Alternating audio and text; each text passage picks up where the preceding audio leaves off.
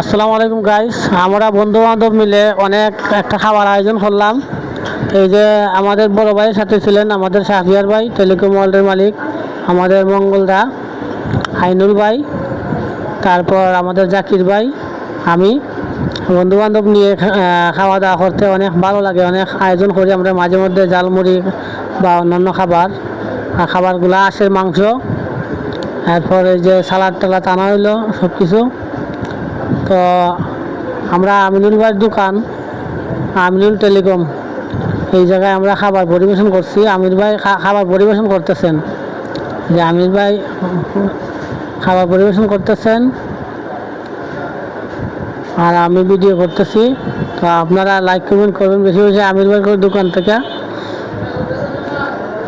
এরপর আমাদের জাকির ভাই, উনি নান রুটি, 2টা করে নান রুটি পরিবেশন করতেছেন। আর শাহরিয়ার ভাই আর কি আমাদের কাজগুলা কীভাবে করবো এটা পরামর্শ দিতেছেন। আর মঙ্গল দাওয়ানি তো কোনো কাজ করে না, হ্যাঁ, উনি কাজে মনোযোগী না। তো ধন্যবাদ আপনারা।